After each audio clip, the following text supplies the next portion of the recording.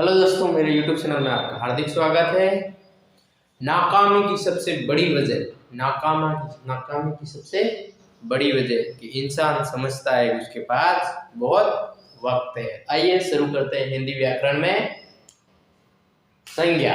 क्या हिंदी व्याकरण में संज्ञा टॉपिक लेके आ गया हूँ आपके लिए। चलो देखते हैं संज्ञा। सबसे पहले देखते हैं संज्ञा की परिभाषा। क्या संज्ञा की परिभाषा क्या होती है? संज्ञा की परिभाषा होती है व्यक्ति, वस्तु, स्थान के नाम को क्या नाम को संज्ञा कहते हैं। क्या कहते हैं? संज्ञा। ठीक है, संज्ञा कहते हैं। चलो आगे देखते हैं। संज्ञा कहते किसे? व्यक्ति, वस्तु, स्थान के नाम को संज्ञा कहते हैं। जैसे रमेश, सुरेश, पंखा, खिड़की, प्रतापगढ़, जयपुर, ये सब स्थान के नाम है। और व्यक्ति का नाम हो गया, वस्तु का नाम हो गया, स्थान का नाम हो गया, तो संज्ञा का मेथड हो गया। अब आगे संज्ञा के प्रकार आगे देखते हैं। संज्ञा के प्रकार। क्या संज्ञा के प्रकार? देखो, एक होता है संज्ञा नाम का आदमी। क्या होता है? आदमी। क्या होता है? आदमी। ट्रेक के साथ समझो, संज्ञा नाम का आदमी है, उसके क्या है? 3 बेटे। क्या है? 3 बेटे। सबसे पहला कौन सा है? व्यक्ति वासक। कौन सा बेटा? पहले बेटे का नाम व्यक्ति वासक।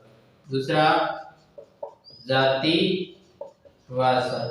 दूसरा कौन सा है? जाति वासक संज्ञा, यानी कि बाप का नाम लग रहा है पीछे, तो क्या जातिवाचक संज्ञा, व्यक्तिवाचक और भाववाचक। कौन सी?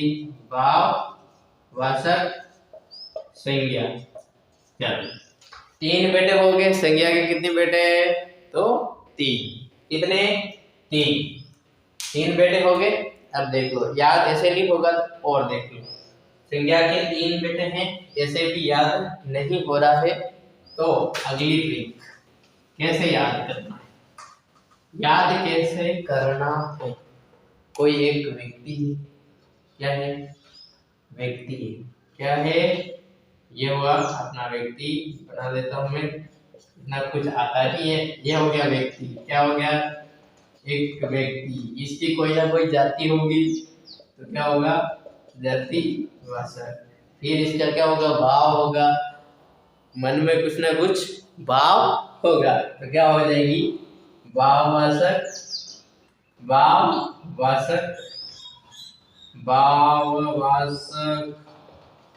संज्ञा। कौन सी हो जाएगी? भाववाचक। समझ में आ गया कैसे बताया कि व्यक्ति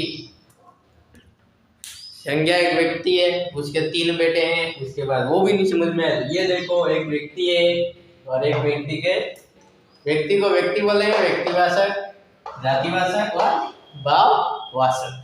अगला देखो, व्यक्तिवाचक, भाववाचक और जातिवाचक। अब संज्ञा में आगे बढ़ते हैं। संज्ञा के प्रकार में कौन कौन से संज्ञा क्या है? छोटे बेटे का कौन सा काम, बड़े बेटे का कौन सा काम है? तो देखो, संज्ञा का सबसे बड़ा बेटा है व्यक्तिवाचक।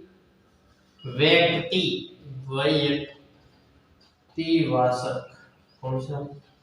व्यक्तिवाचक। इसका मतलब क्या होता है? इसकी भी परिभाषा होगी।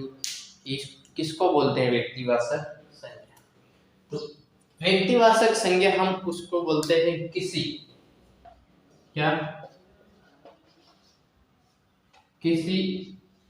एक स्थान, नाम, वस्तु का बोध होता है। क्या? इस एक स्थान या एक नाम, या फिर एक वस्तु का बोध होता है उसे व्यक्तिवाचक, यानी कि व्यक्ति का बोध होता है। किसका बोध होता हो? व्यक्ति, यानी कि एक चीज का बोध होता हो। क्या? एक चीज का बोध होता हो उसे व्यक्तिवाचक संज्ञा कहते हैं। उसके बाद व्यक्तिवाचक संज्ञा किसको बोलते हैं? जैसे व्यक्तिवाचक संज्ञा किसको बोलते हैं? जैसे क्या है? शहर का नाम है, शहर, किसी शहर का नाम है जयपुर, ये किसी शहर का नाम है, किसी एक का नाम है, पूरे ब्रह्मांड में एक ही जयपुर है, एक ही जयपुर है। अब आगे देखो, जयपुर एक ही है। उसके बाद दूसरा व्यक्तिवाचक संज्ञा किसे कहते हैं? किसी एक चीज का बोध। और अब दूसरी क्या है? जातिवाचक। जातिवाचक, इससे ही पता पड़ा है तो किसका बोध? पूरी जाति का बोध कराएगा। कौन सा? जाति का बोध कराएगा, जाति का बोध। अब जो अपूर्ण जाति मानते हैं हिंदू, मुस्लिम, सिख, ईसाई, ये वाली जाति नहीं है, इसमें ये वाली जाति नहीं है। तो कौन सी वाली है सर? तो देखो कौन सी वाली जाति है। क्या है? एक, हाँ एक नहीं, आदमी। क्या है? आदमी। पता आदमी है तो क्या सब तरह के आदमी होंगे, पतला, दुबला, लंबा, काला, गोरा। काला गोरा नहीं आएगा। हाँ, ये आदमी। जैसे मैंने लिखा नदी, नदी से आपके दिमाग में आई बहुत तरह से, गंगा, यमुना, कावेरी, कृष्णा। गंगा, यमुना, कावेरी, कृष्णा, माई, जाखम, चों, ये सारी नदियों के नाम आपके दिमाग में आए, ऐसी जाति का बोध कराता है। जैसे मैंने लिखा अध्यापक। क्या है? अध्यापक। क्या लिखा? अध्यापक। अब किसी एक अध्यापक का नाम तो आया ही नहीं, इसमें क्या हुआ? ये सारी तरह की हिंदी, गणित, विज्ञान, सामाजिक, सब, साइकोलॉजी, सब विषय के अध्यापकों का नाम आपके दिमाग में आ गया। क्या? एक नाम से पूरी कैटेगरी यानी पूरी कास्ट का नाम आ जाए उसे कहते हैं, उसको कहाँ शामिल करेंगे? जातिवाचक संज्ञा में। अब आगे देखो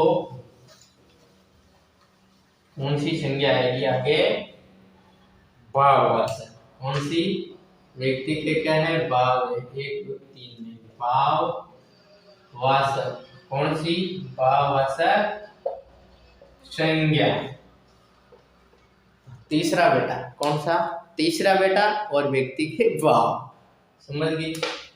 अब इसमें क्या होगा? भाव का बोध होगा। किसका? भाव का बोध होगा। क्या होगा? भाव का बोध होगा। भाव का बोध में कैसे? जैसे गुण, दोष, गुण, दोष क्या होता है? अब जैसे अपन देखते हैं कि कोई लड़का, उसका लड़का बढ़िया है, उसका लड़का बढ़िया है, वह ईमानदार है, वह ईमानदार है। क्या है? ईमानदार है। वो मोटा है। क्या? अवस्था भी शामिल करेंगे इसमें। क्या? अवस्था, व्यापार। क्या? उसका लड़का इतना झाड़ा है, और वो लड़का केकड़ा है, और वो लड़का ऐसा है, उसके गुण ऐसे नहीं है, उसके गुण ऐसे हैं। इतना बात हो गया कि अपने संज्ञा और संज्ञा के प्रकार अपन ने पढ़ ली, समझ लिए। अब सर प्रश्न कैसे आएगा?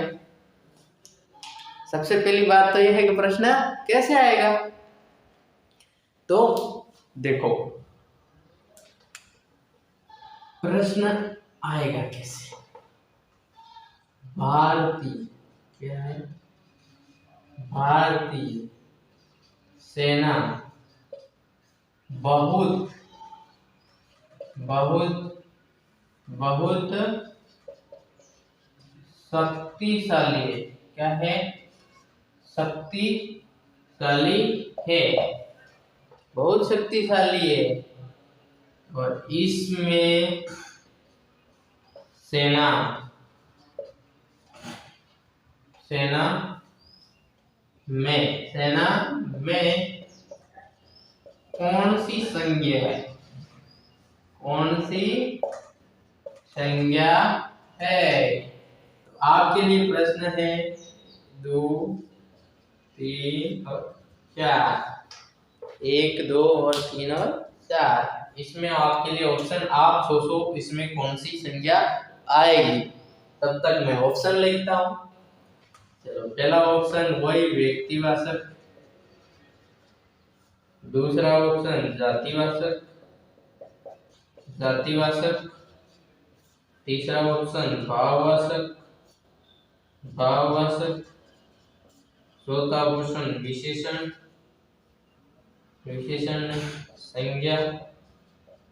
संज्ञा तो है, संज्ञा नहीं लिखना, सर्वनाम। जिसको भी दिमाग में आ रहा है ऑप्शन आपको कमेंट्स में जरूर देना। और इसका उत्तर है क्या, जातिवाचक संज्ञा। क्या, जातिवाचक संज्ञा। सेना कोई एक सेना नहीं है, क्या है, पूरी बटालियन है, पूरी बटालियन है। इसलिए क्या, जाति मारा है। सेना शब्द सुनते ही आपको पता बहुत सारे फौजी होंगे, ये होगा वो होगा, ये सुना जाता है। तो क्या होगा, जातिवाचक। अब आगे बने रहो वीडियो में, आपको और चीज प्रश्न और आगे और आपको वीडियो में मिलेंगे प्रश्न। देखिए एक और प्रश्न देखो, क्या, यही एक सैनिक फौज में जाता है, इसमें सैनिक में कौन सी संज्ञा है, कौन सी संज्ञा है, कौन सी संज्ञा है। तो ऑप्शन देख लो। पहला ऑप्शन आपके वही जातिवाचक, दूसरा ऑप्शन भाववाचक, तीसरा ऑप्शन व्यक्तिवाचक और चौथा ऑप्शन सर्वनाम। तो इसमें आपको कौन सा करना है। तो देखो, सैनिक फौज में जाता है, एक सैनिक फौज में जाता है, क्या है, एक चीज, उसी एक चीज का बोध कराती तो क्या होगा, क्या होगा, व्यक्तिवाचक। कौन सा होगा, व्यक्तिवाचक। वीडियो को शेयर जरूर करें और लाइक, कमेंट और सब्सक्राइब जरूर करें। Thank you for watching.